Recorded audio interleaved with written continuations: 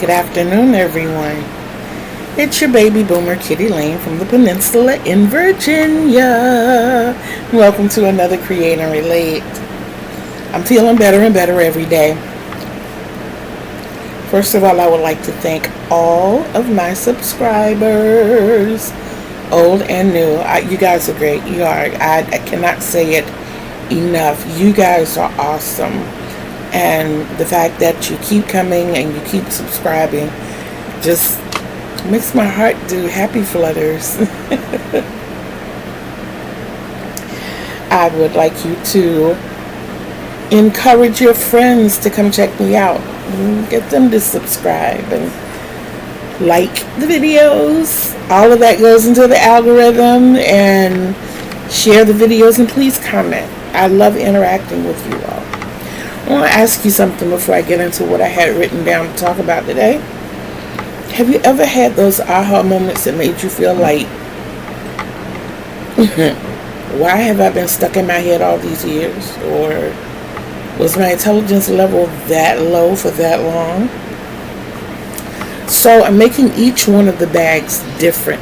I have 2 more completed sets once I finish this one now. So I am well on my way. Y'all. I see victory happening. I really do. Y'all have to forgive me. As I'm losing weight, I'm noticing that the Falupa is getting larger and it's actually causing more problems.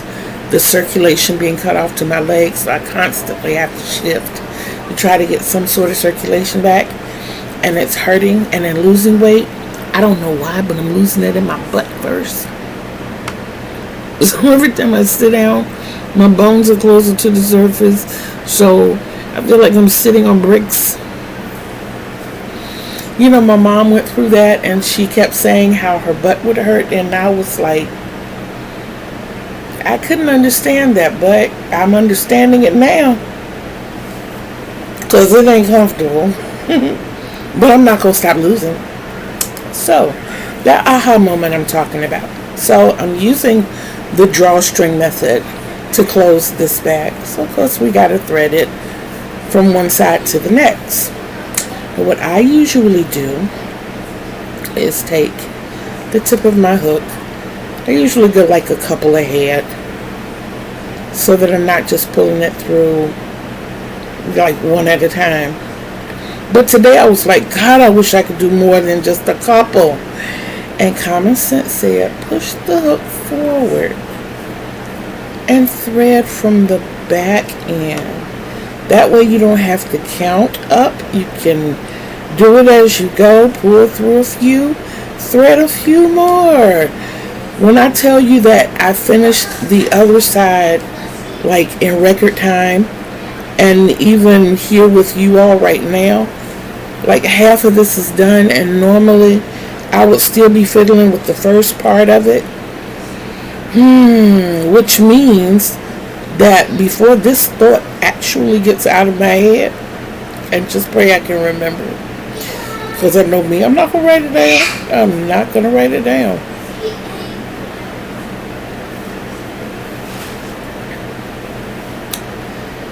Then I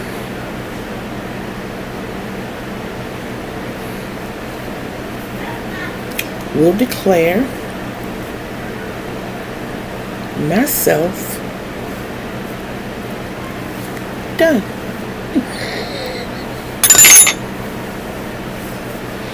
Lord knows I don't.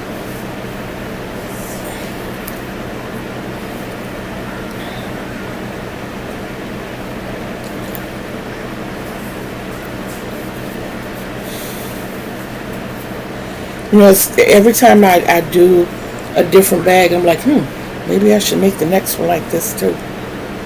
But what I really wanted to do was brush my yarn out and braid it.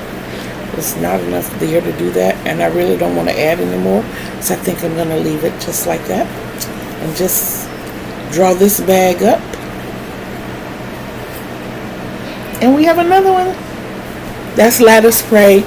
So behold is done, lattice spray is done, and I am currently looking at 6 out of the 10 being complete. I am happy. Oh boy, if you don't think I'm happy, just look at all this getting that's going on right now. I was contemplating making a bag for the Rainbow Princess because she's not going to really use a bag. But at the same time, sometime next month, as I go into my time management, which is what I'm talking a little bit about today, I am going to be redoing the kids' toys. As a matter of fact, they're whole little sections. I have the bookcases that have 8 cubbies in each. So each of them have 12 cubby holes for clothing and 4 for toys. We're all using the cubbies themselves. I don't know if you can really see this one that well. This right here. Well, we're all kind of using those except my daughter. And what I want to do, because I'm redoing my grandson's too, I also use the shoe boxes. I know you can see that one. The shoe boxes. So it was imperative for me to empty out all of my plastics, all of my storage items. It was imperative for me to do that because I knew that I wanted to redo their toys. And I want to give them things to...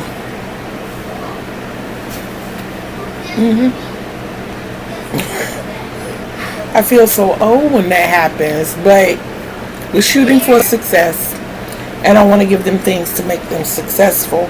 I already had them to separate their toys last month.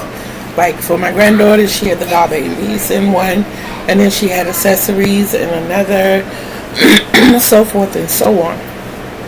Well, as they're starting to get books, and their book collections are growing, what I'm looking towards doing is, we have a dresser out there.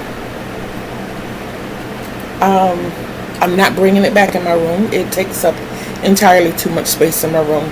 And besides, the dresser that goes to my bed is at my oldest daughter's house, and she's supposed to be bringing it over. I kind of need it right now because everything that I cleared out of my little cabinets that I'm giving to her, and I've given her 2 of the 3 cabinets that I have, these items need homes. I want my bed back. I am tired of sleeping in 1/3 of my bed. If I turn it around and you saw this little cove in the middle of my bed, that's where I sleep. Knotted up. And I want my whole bed back. I do. But she and I have talked, and it's in the works. The individual who had a truck who was going to help her. If you see me popping something in my mouth, it's cereal.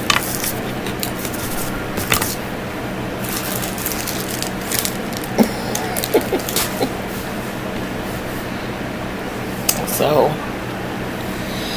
the individual that was supposed to be helping her backed out the day that we had set, and has not gotten back in contact with her since. She doesn't know what's going on with them. I of course don't know what's going on. I was not a point of contact in any of this. So I don't know. I might try to find somebody with a truck, or I don't know. But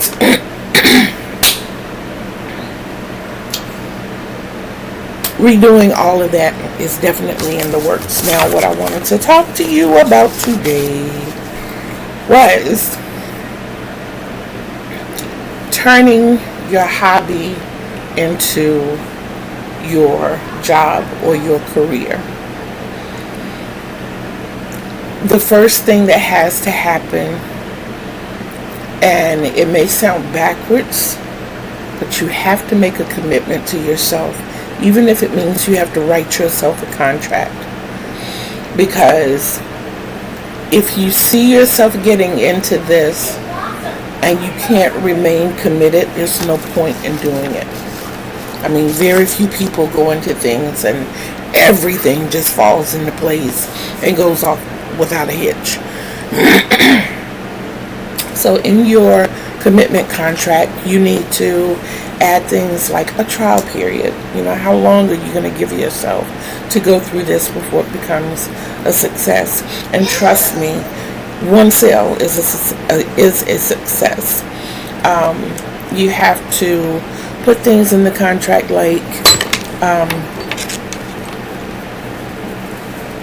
how you're going to bounce back from the failures. How you're going to have to develop time management and what you're going to do with that time. Are you going to, like me, I crochet and I write. Are you just going to go with the wind and just willy-nilly along and do whatever as it hits you, which is a mistake that I've been making until today. I just let the spirit move me to wherever. And I had this big dream last night saying, no.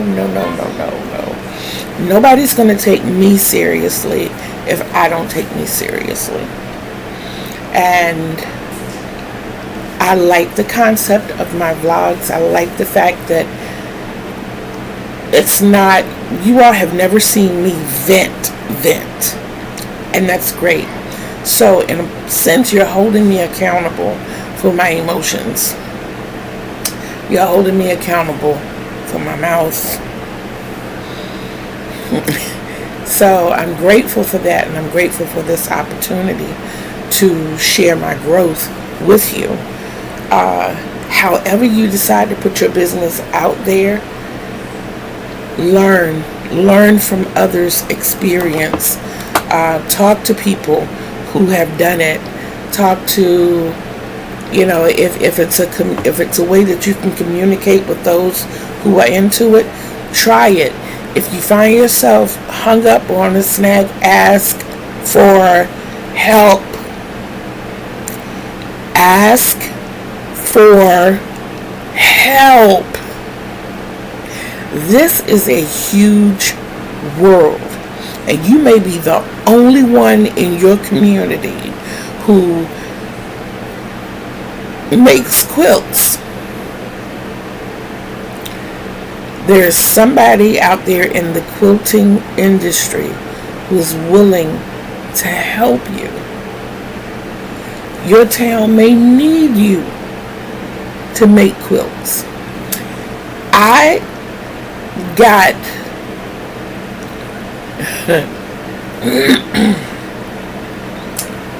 to be completely honest, I got totally passionate about crocheting in 2000.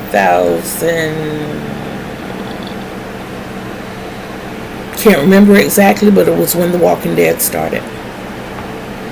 Because my philosophy was, if the apocalypse were to happen now, or the end of the world as we know it, knowing that there will be survivors, were to happen now, and I was among the survivors. At that time, it's a dog eat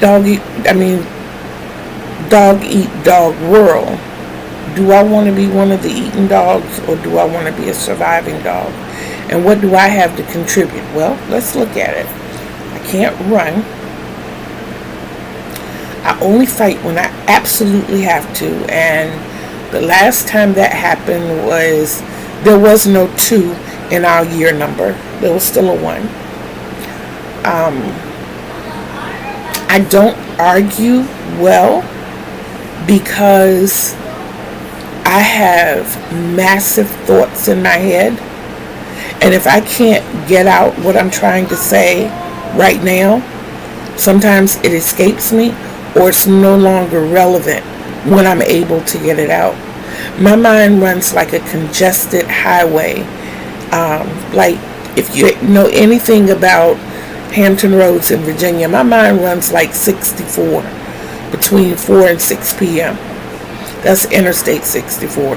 It is jam-packed. It looks like a parking lot when you look at it on Google Maps or any other avenue that you can see out, any traffic cam. It's just, but it moves along. And the only thing that causes problems is when there's a hiccup, no matter how small that hiccup may be. Just the fact that there's a hiccup causes major problems. As long as everyone is paying attention and moving along, everything goes. But as soon as something, somebody swerves into your lane to make you slam on brakes, or somebody doesn't know how to merge, or the car in front of you breaks down, or that truck loses a tire, or whatever, the person in front of you throws their Coke can out the window and it hits your windshield. Doesn't break it. It's just a thought behind it. So whatever happens that causes the hiccup generally throws everything out of line. That's the way it is with my thought process. As long as everything is going smoothly and I can say what I need to say, like the Dirty Dozens that we used to play when we were kids, never participated. Could come home and think of all the killer lines, but I always had to give them to other kids because my timing is crap.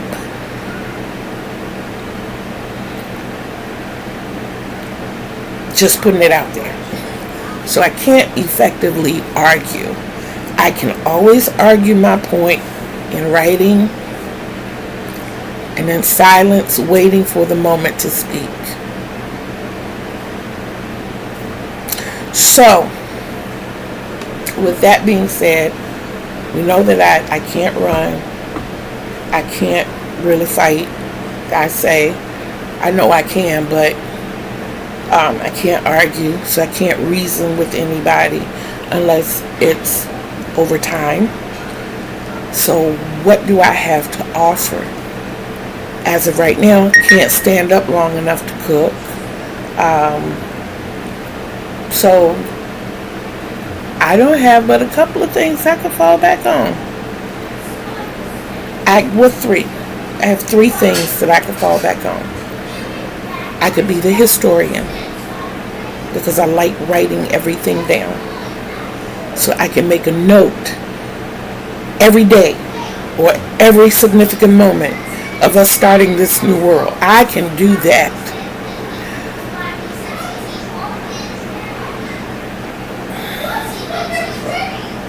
My grandkids are arguing again. I can also crochet. I can keep everybody warm. As long as they can find me the yarn, I will make whatever hooks I can salvage work. Even the teensy weensy ones. I can crochet. And number 3, my grandfather taught me how to be a marksman. I can shoot. So when it came time to go hunting, come here, girl, I got you. Or even for protection or whatever. Those are 3 things that I could do, and I could do well. I could contribute to my space in the community. I'm pretty decent with gardening as long as it's outside. If it's something that has to come inside, I don't know what it is. I don't do well with indoor plants. I don't care how low maintenance they are. I have killed so many aloe plants that it's crazy. And only one of them have I overwatered, and 2 of them are underwatered. I know not to touch them a lot. They just don't last where I am. Tried sunshine, no sunshine. I had an Easter lily that I kept for 3 years after my mother passed. And I was so elated that it was lasting for so long. I'm like, I had one from her memorial, and I had one that a guest from the hotel gave me. So I named both of them after my mother. One was BJ, one was Barbara Jean BJ, and I was so thrilled. I did not realize that the shock of moving affected the plants like they affect us. So I kept them for a year, and then the last 2 years I fought to keep them. I fought until there was absolutely no green left anywhere. But every time I saw a little spark of green, to me there was hope. And I tried, and I tried, and I tried. And I want more Easter lilies, and I want to try. And I'm going to name them after my mother, because I even breathe better when they're in the house. I do. And you want to know something really crazy? My mother used to have house plants. There was one that sat on my piano every day. Every day I would sit down to my piano to play, and before I got up, I was stroking the leaves of that plant. I would talk to it. I would make sure that it was sitting in a position to get just the right sunlight. That plant lived until my mother decided to give it away. I mean, that plant was there. We moved into that house when I was 11 years old. And my mom gave that plant away when I graduated high school, 17. No issues, no problems, never any drooping. I mean, the leaves were so beautiful. I don't even know what kind of plant it was, but the leaves were so beautiful on that plant. They just glistened, they glowed. They were so, at night when you have those little lights in the house and they kind of reflect off of something, that's how shiny the leaves to this plant was. It was so shiny. The leaves were, I'm sorry. That's how shiny the leaves to this plant were.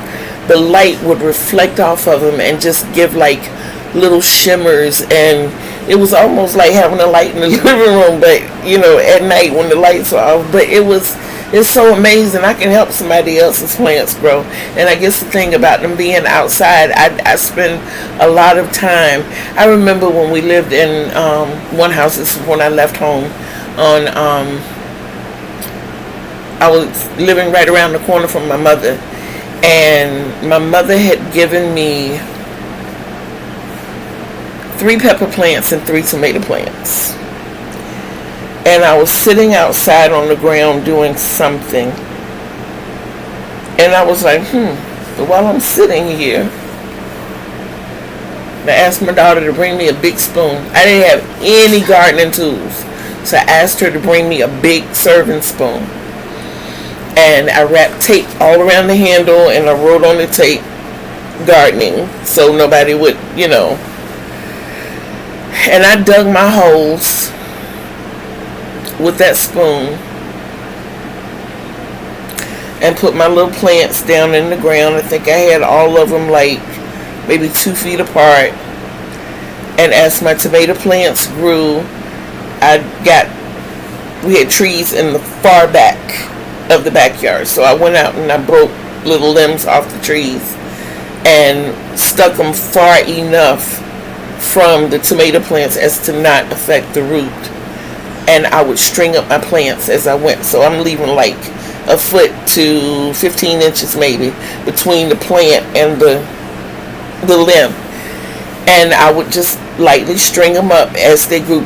Y'all, I had the most beautiful, the sweetest, the prettiest, oh my goodness, and they were nice and firm tomatoes, to the point that my son was, and I mean, it was like when we plucked tomatoes, we would get twice as many as we would pluck. It was the same thing with the peppers. At that point, I had never grown bell peppers before, but those bell peppers were pretty, y'all. Those bell peppers were so pretty. So when I went back home to my mom's, even though I had helped her with gardens before, one of my main objectives was to get her out there gardening. At that point, we needed to start getting my mom out more. We had corn, we had squash, we had okra. No, I don't like okra, but it's pretty when it's growing. We had watermelons, we had strawberries, we had carrots, tomatoes, of course, bell peppers, sunflower seeds. Oh my goodness, we had so much. I'm trying to remember if we had, I know we had collard greens. We had the collard greens close to the house because we ate collard greens like we were stupid. They ate collard greens like I eat spinach. I eat spinach just because there is spinach existing. I love spinach. I am terrible with spinach, y'all. I'm telling you. And my oldest daughter is the same way with cabbage. And I think my youngest daughter may be like that about broccoli, because every time I turn around, she's cooking broccoli with everything. So glad she's breaking out of that a little bit, but ooh. But we're healthy. We have our healthy ways. But at any rate, that is what got me into being committed. I wanted to be able to tell myself that what I'm doing matters. What I'm doing is enough for my life to matter when it comes to, so when the head person looks around and they have to pick and choose about somebody who has to go to make this load a little lighter or whatever, when they start thinking about the fact that, this is the person that is writing everything down that we're doing. She's a good shot, and she keeps us warm in the wintertime. I wanted to be that. And that's the mentality that I went up. That stoked my commitment so much. I felt like what I do matters. And all these years that it has been said to me, girl, you can make a mint. Girl, you just don't, you and these blankets and, because that's my niche. I've known that for a very long time. I am a big piece person, but I don't like chunky yarn. I maybe it was the experience that I had, and I'm almost willing to try. I'm almost willing to try it again. But it's working with me. I love the versatility that you have with a 4-weight. Even for a baby, use a larger hook, looser stitches, make it wavy pliable. You know what I'm saying? You could, the first afghan that I learned to make was a ripple stitch afghan, and my hook was an H. So, and of course it was Red Heart yarn, and it was, over the years as it's been washed, it's a lot more pliable. It's a lot more pliable. But I could take the same weight yarn, use an M hook, or if I felt adventurous, use a P hook, and make some things happen. Yes, with that same yarn, using the same stitch. That thing would be so light and airy for a baby. It would be something that you could use in the springtime or even in the summer if you just wanted to protect them from the sun. And learning that,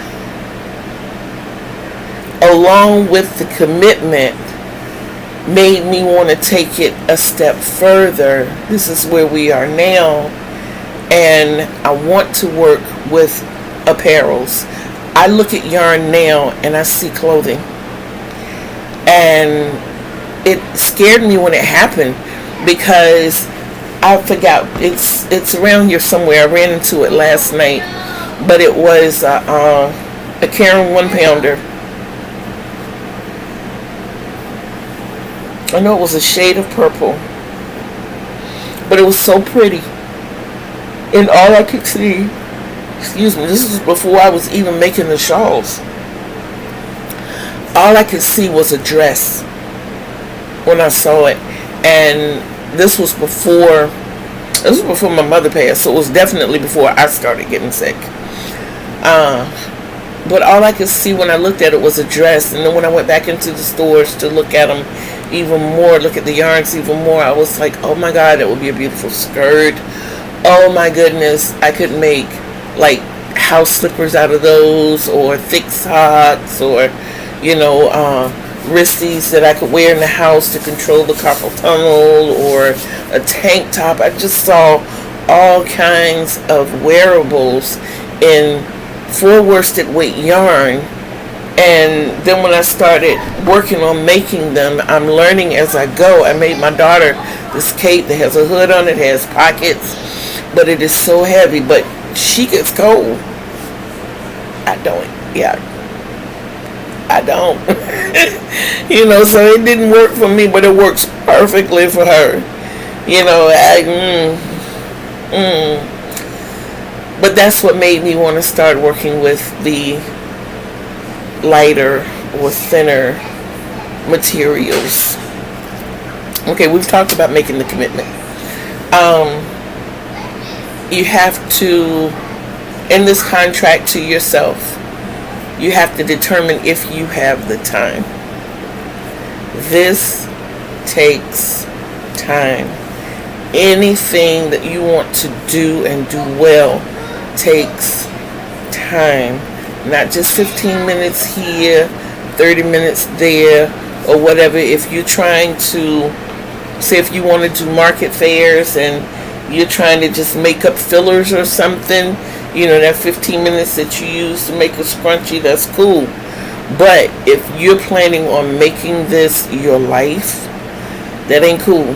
Because a scrunchie is not going to get you financially where you want to be. Unless all you make is that scrunchie and you can make hundreds of them and mass produce them.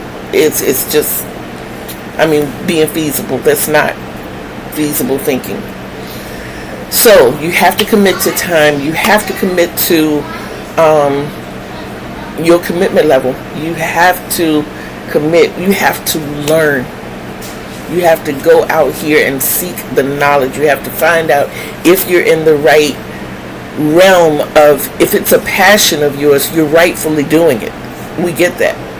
But if you're in the right realm of your passion, I love making blankets and napkins. But from what I'm seeing, from what I'm hearing, that's not what's going now. Plushies, bucket hats, yes, people are making, and wearables. That's what's going now. Blankets are more for downtiming and gifts. Oh my goodness. Bones. I'm going to have to make some plushies to put under my hips. Oh, Jesus. But yeah, those are that's the trend now, and it's not like it was just a couple of years ago when everybody came to me, oh my God, can you make me a Mickey Mouse blanket? Oh my God, can you make me a Sigma Gamma Rho blanket? Oh my God, can you make, it's just not there like it was. But I still love making blankets. When I started out this year, I had a list of people I wanted to make temperature blankets from, and then I had to deviate from that. But I made 3. Come on guys.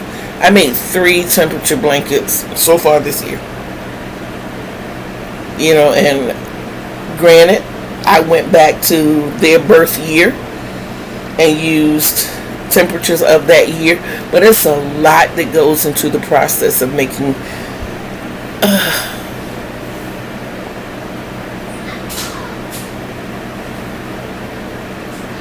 y'all, I got lightheaded for a second.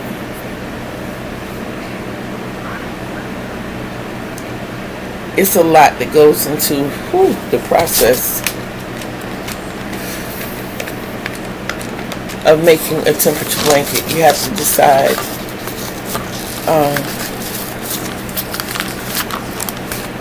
if you're making it for someone else, who you're making it for. You have to pick a color scheme. You have to pick how you're going to separate the temperatures. Are you using every day of the year that you chose? Are you using, like, if it's someone's 50th anniversary, are you going to use the temperature for their wedding day or whatever the cause of that anniversary is over those 50 years? Are you going to choose the city in which they live now, especially when you're talking about temperatures, because the temperature here today is not the same as the temperature in Washington State. That's just not it. So you have to decide. You have to use demographics. You have to use personal colors. You have to use a lot of math. Jesus. a lot of math. So when you make the determination of what it is, what your base is going to be, then you have to use a grid. You have to find your medium, so to speak. You have to go through and get those temperatures and find what your highest temperature is and your lowest temperature. And that will help you determine the increments to separate your temperatures. And what I mean by that, like if your highest temperature is 100 and your lowest temperature is 0, then quite naturally your medium is going to be 50. Okay? Out of that 50,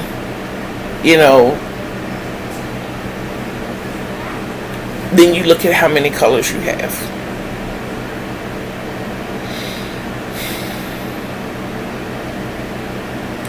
So let's say we're using 4 colors. So with 50 being in the back of our minds, I use the midpoint to tell me which color I'm going to use the most of. But let's say that we have the 4 colors and we have 100 as the high and 0 as the low. That's a whole 100-degree range that we're working with. So when you divide that by the 4, you have 25. I would separate my temperatures by 25. 0 to 25, 26 to 50, 51 to 75, 76 to 100. So with my number, maybe I didn't choose a good one, I should have chosen 20, but with my average being 50, then either the 26 to 50 or the 51 to 75 would be the color that would be my most.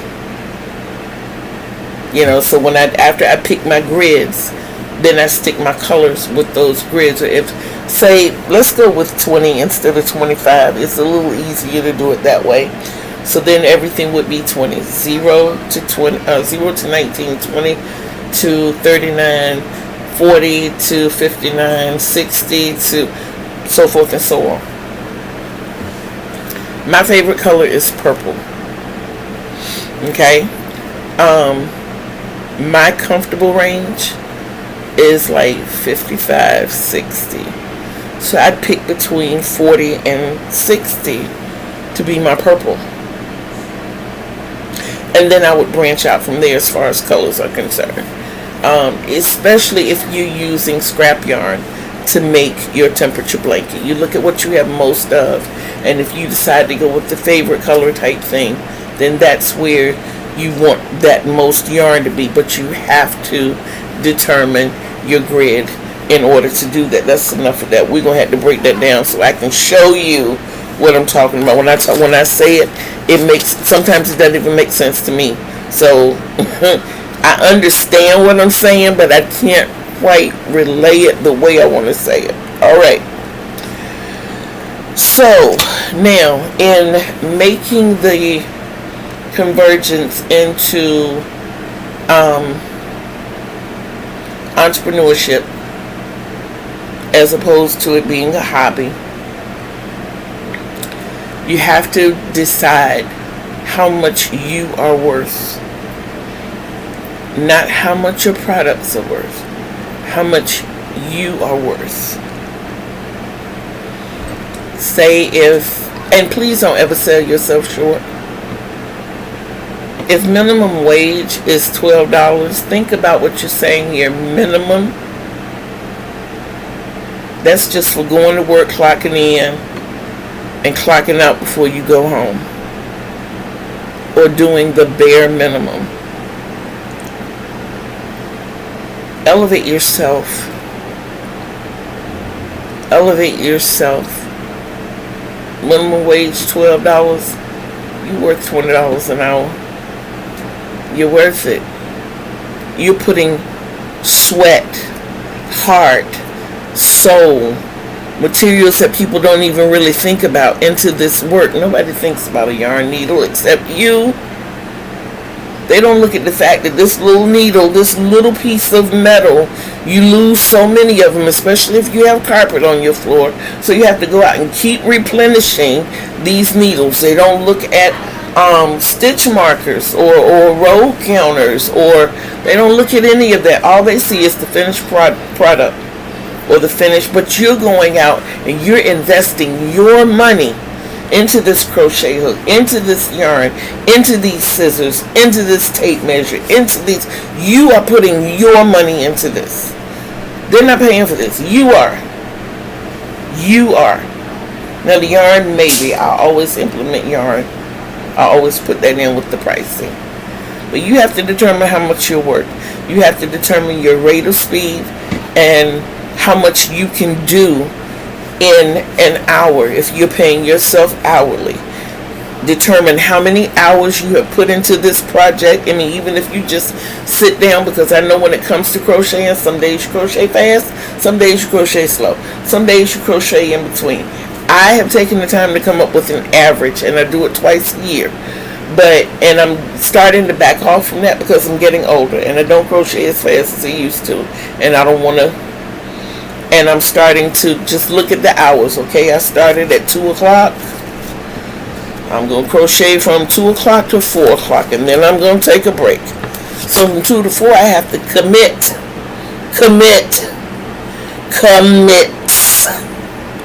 to crocheting.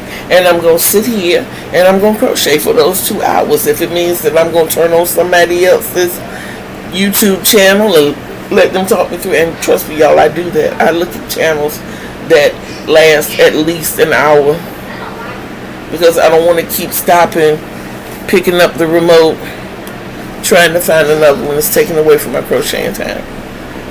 So when I get those long ones, especially tutorials, because I love to hear another sound, you know, I don't put on the sleeping music because I'm not trying to go to sleep.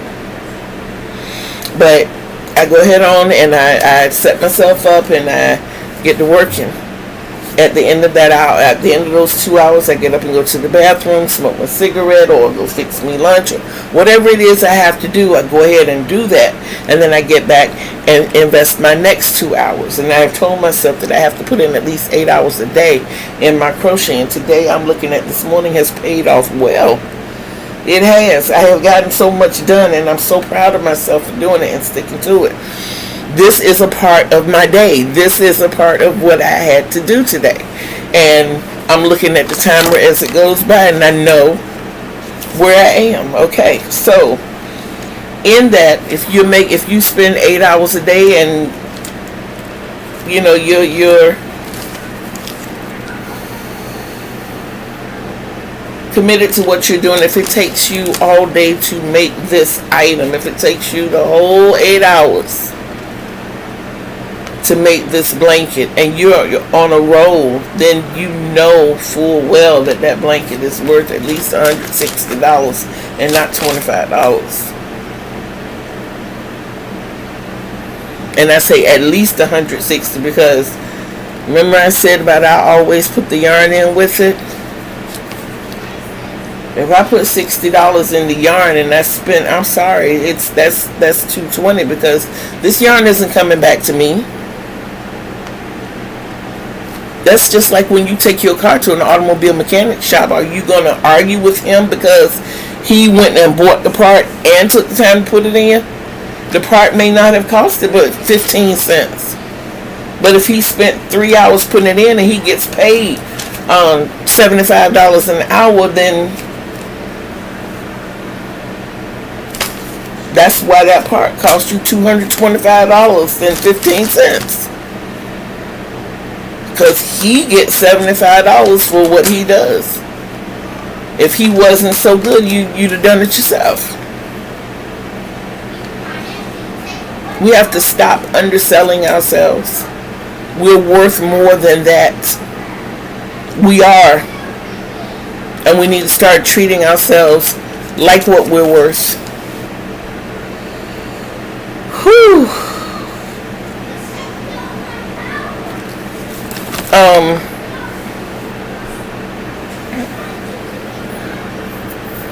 Like I said, treat your job like a business. Give yourself breaks. Take time to, give yourself that 15. Give yourself that hour for lunch or a half hour or whatever it is you need. But don't make that break 6, 7 hours. You have to commit to your craft. Me being as complicated as I am, I swear my name should be Complicated Kitty.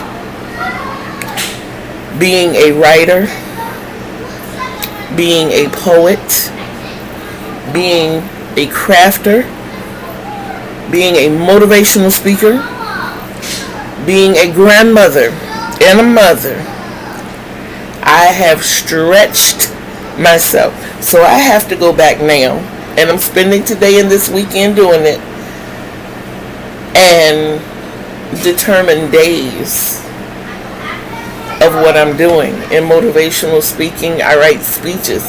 And y'all have no idea how I be standing in the shower and I'll be going through a whole, and I call them sermons because I do a lot of speaking at churches. But how I will be in the shower going through a whole sermon and will not turn that recorder on to that phone. Forget to write it down when I get out. And if it's really good, I'll think about it later when I start writing it down. But, you know, I'm just saying,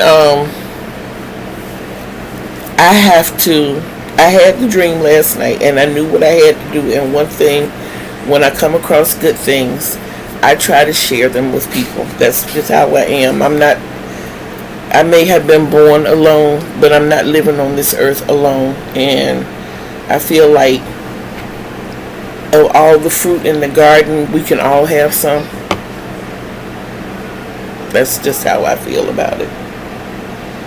So I'm not that greedy person that's going to go out here and try to reap the harvest of all the trees and keep them for myself. I can't eat that much. So why would I try to hold you back? Why would I want the fruit to go bad? I don't like greedy people. I don't. I just think they're unrealistic and you know, I found a secret. I'm gonna keep it to myself so nobody else can have it. You know, and 5 years later, I'm sorry, but 5 years later, that's why you ain't got nothing now. Somewhere, and I said it just like I meant it. You ain't got nothing now. Woo, my mama would. I know she is. Every one of her ashes is probably jumping up right now, standing at attention. Kathy! But she understands. I know she understands. Yeah. But I am coming up on my time. I am 12 and a half minutes below my time. I think I've done well today. As you can see, I am back on speed trap. I plan to have it completed by the end of the day. The bag is already done. So when I look down there on the floor, I will see 7. The only one that's out that does not have a bag is Rainbow Princess. I will at least start on Alpha Auntie this evening. That is the pink and green one. So when I told y'all I'm making moves, I mean I'm making moves. I know that I will be spending more than 8 hours a day on my craft because I don't have a 9-to-5 to go to. I don't. And investing in me means just that. It means not sitting around here being bored and wishing and waiting, and you know, as far as love interest in my life, I'm tired of people lying to me. So I'd rather be alone than be lied to. When the right one comes along, I'll know it. So until then, get myself right. And this is part of getting myself right. I will talk to you all later on. I might sometime this weekend try to do a live. Yes, Drea, I am still trying. Y'all, I have adopted Drea as my niece. I've adopted Kiara as my sister. Lisa doesn't even know it, but I've adopted her as a sister too. These people are really, really, really, really, really, really, really super cool. I'm about to adopt Kay. I just don't know how to do it. We've never interacted, but she is one of the ones that I will turn on her tutorials quickly. She is showing an idea that I have been doing for years, and that's the built-in borders. I don't like going back around a project putting a border on, when I can work it up as I go. I wish I still had the blankets to show you. I made my aunt a bedspread for her bed, and the only thing that made that be in as many pieces as it was, when I say a bedspread, I mean the overlay on the side, the skirt that goes around the bed as well. And I made hers so intricately that the pillowcases were incorporated in the spread. All she had to do when she put it on the bed was put the pillows in the pillowcase and pull it up to the top. Boom. I made the corners contoured and everything. Had her names along the side and the foot of the bed on the skirt. She wanted the checkered boxes I had was so grand and squares together, y'all. But I did it.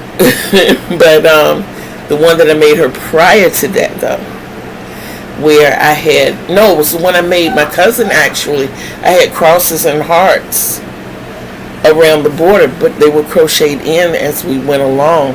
The blanket itself was in navy blue, and the hearts and crosses were in a very, very light sky blue. So yeah, I love the built-in border, and to watch her go through hers and to see the different ones she does. She's on the road to be an adopted too. And I adopted Jennifer a long time ago too, Jennifer of Cinnamon Stitches. And what it is about her, I think she got me when she was talking about her family. And she called her husband Mr. Cinnamon. Cool, that's fine.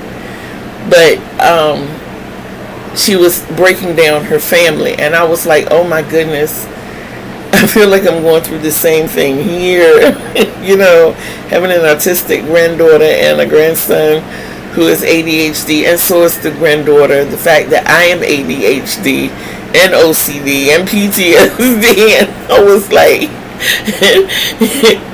A, B, C, D, E, F, G, H, I, J, K, L, M, N, P, S, S, me, and the different things that we go through that what society says normal people don't go through, and to have someone to relate to, or just to listen to. I was like, that's like looking at my life on TV. You know how someone depicts your life and they play the roles on TV sitcoms or whatever, and it's not a joke. Please do not take me as saying. To me, it's refreshing to know that you're not the only person going through this. And that you can actually relate to something that's going on, and then to see the better side of it, so that you know that beyond the struggle is a smile. There is a happiness to it. Woo! Did not mean for that to happen.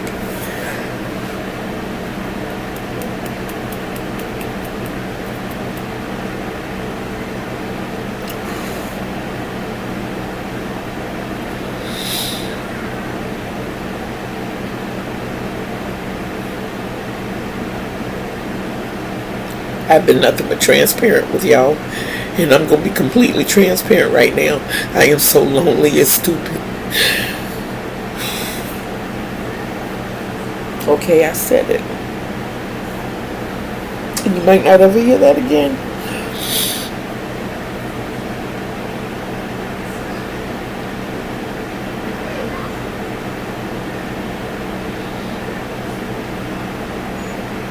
So when I reach out to y'all and I watch y'all's channels and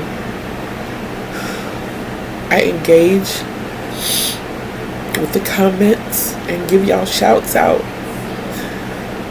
it's like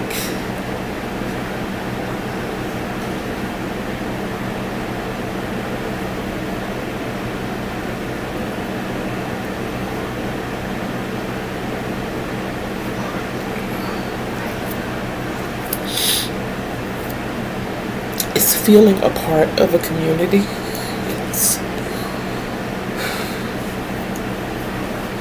It's accepting being accepted, and also putting myself out there. Just like Maureen has become Auntie Maureen. I'm going to shout each one of these people out in the description. I didn't mean for this to happen, y'all. Y'all know how I came up here. I came up here all happy and ready to do this and ready to go. Just looking for the day that somebody would come knock on that door and say, hey, let me take you to dinner. Let's go catch a movie. Let's go fishing. Let's just go sit and look at the water. Let's just talk.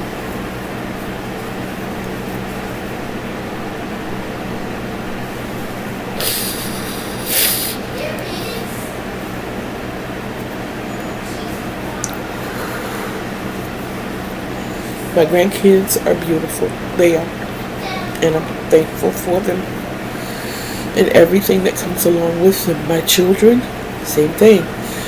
Beautiful. And I'm thankful for them and everything that comes along with them. The good, the bad, the ugly, all of it. But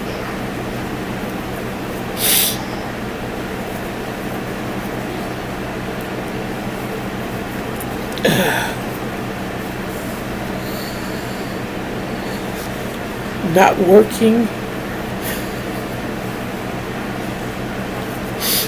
not being able to visually and verbally and, engage with people with like minds, like right here.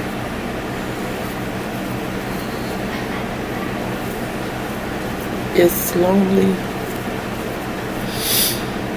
And I honestly think a big part of my health going down the way it's been going down is because I'm so lonely. Oh, y'all.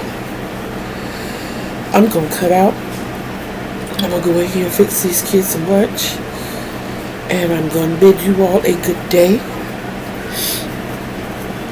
Please, please, please. Remember, when you walk past that mirror and you see that reflection, just stop for 3 seconds and tell that image, I love you. And know with everything in me, and it's real, y'all, that I, Kitty Lane, love you too. Until we see each other again soon.